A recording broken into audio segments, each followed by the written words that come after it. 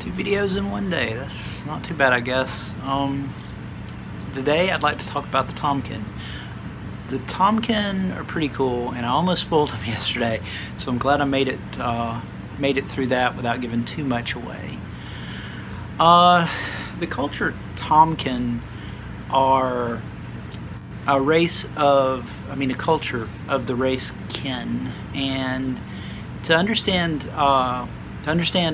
who the Taumkin are, you might want to look at a few influencing factors like hobbits, halflings, but they're a little different. And if you like hobbits and halflings and you like fairy tales, you're probably going to love the Taumkin. As I said yesterday on the Sonar video, the Taumkin and the Sonar are really close friends, and didn't mention how close. I managed to hold that back somehow.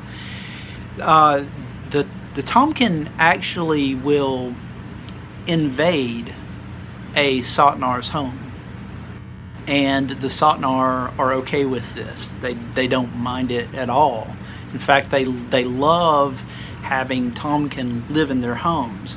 But there's a catch. They can't be caught in the home. As soon as like a Sotnar or Sotnar catches a Taumkin in the home, the whole family gets embarrassed and leaves. They kind of feel like vagrants, and it's a pride thing. But as long as they run into each other on the streets, meet up that way, it's fine. But as soon as like they're caught in somebody's home, they get real embarrassed, and they'll move, possibly into a warren underground, much like, you know, traditional halflings. But that's only temporary until they find a new place to live. They really prefer the warm homes of the Sotnar. And the reason that the Sotnar really like the Taumkin taking up residence in their home is they do a lot of good things for the Sotnar. Like, if you think about in legends, like the legend of the cobbler whose house was kind of taken over by elves, and they would make his shoes overnight. He would wake up and his work was done. That kind of thing. The Taumkin will do stuff around the house to help out their Sotnar family that's hosting them. So you might wake up one morning and you just smell this wonderful bacon smell permeating the whole house. You walk into the kitchen, somebody's cooked breakfast, nobody's around, but they've made breakfast. So to encourage the Taumkin to stay in their home, they might like cook a really nice meal right before they went to bed and leave it sitting out for the Taumkin to discover and eat. Then when they meet on the street, nobody acknowledges this. Nobody's like talking about, you're living in my house and we're passing on the way in and out on a daily basis. Nobody cares. It's just this great relationship between like two families that have chosen to live there, and it works out really well for both of them. The Taumkin get a place to live, and the Sotnar get somebody who contributes to their household. More importantly, there's some really dark things that can move in if the Taumkin weren't living in their house. There are things that realize that humans have good homes that are a lot worse than Taumkin. And so there are creatures out there, and you'll get a taste of this pretty early on in adventures that I'm going to publish. There are things out there that can come into the Sotnar's homes and bring a lot of death and despair and danger. So Taumkin are seen as really great things to have around.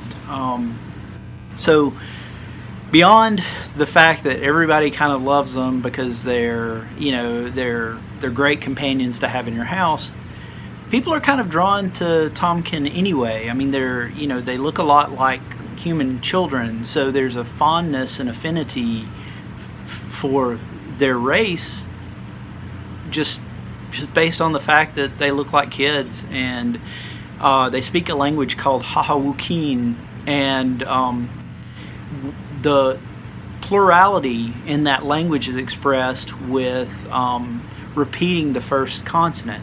So a lot of their words will begin with the sound ha, like Taumkin, and so their speech a lot of times sounds like laughter, and the people think it's really cute to hear them talk, because they'll be walking around and saying like haha this and haha that, and you don't know what they're saying, but you hear haha a lot in their language, and it's this kind of childlike voice coming from a childlike looking creature, and they just can't help but be drawn to the Taumkin. So I started outlining our first campaign today, and that's going to be amazing. You guys are gonna love it, and I can't tell you anything, so you'll just have to see it when it comes out. But gonna go tonight and see if I can drum up some local playtesters. That'll be really cool, and that way I'd like to have some people on standby that can test the adventures before I release them into the wild. I'm going to set up forums on our website at mythosstory.com where people can register to become a playtester. I'm going to reach out to our local people first because it's maybe a little easier to get in touch with them. But if you're interested, once I get the sign-ups and everything done, go ahead and sign up on the website to our forums and create your account, and then I'll put up a forum specifically for signing up for playtest sessions. Then I'll put up maybe some private forums to get feedback from people, because I don't want to give anything away. You'll have to sign an NDA, of course, to participate in the playtests. But other than that, it'll be pretty free form. You'll just download the adventure, get a group of people together and play it, and give honest feedback.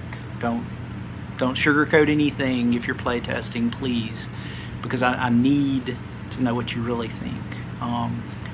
If something is crap, tell me it's crap, because that's the whole point. I want good feedback so that we can together as a community make a storytelling game that is going to completely revolutionize what we think of when we talk about like story games, which right now role-playing games are fun, but they fall a little bit flat with the narrative, and as much as I enjoy them and have always enjoyed them, it's been a long time since anybody's really innovated with role-playing games, and it needs to happen.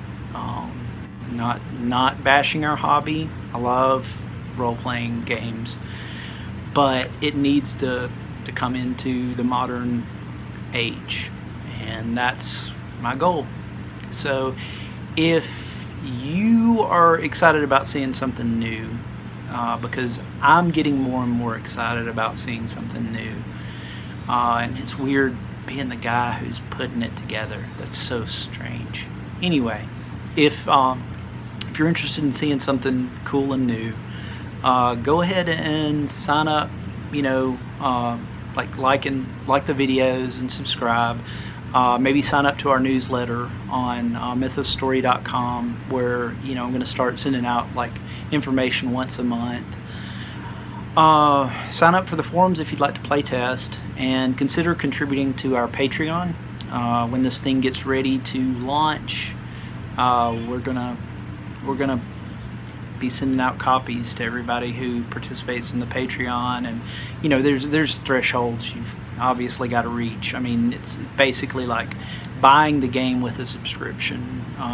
You know, instead of like paying the entire price up front, you can pay you know, $10 a month until the game comes out, or you can pay more. Actually, there's some higher end pledges that, like, if you reach, I think, $1,000, you get a signed copy of the book, and if at $2,000 you get 2 of the core rule books signed, and if you reach $3,000 throughout the course of the campaign, you'll get all 3 core rule books signed. And I don't know, it's weird to have something that expensive in like a role-playing game, but I got to thinking about it, and I was like, you know what, if I could have spent $3,000 to have an autograph signature of the first edition of AD&D by Gary Gygax, I would have been like jumping all over myself to go do it. So I put them out there. If that's not for you, don't even think about it. It's weird for me to even have it out there, but I figured I'd give people the opportunity. Anyway, thanks for watching the video, especially if you made it this far to the end. I know I ramble. Good grief, guys, I ramble.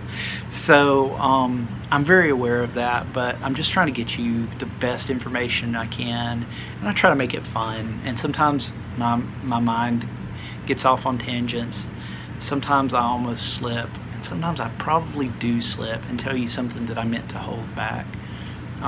But anyway, I hope you have an awesome day. Thanks for watching.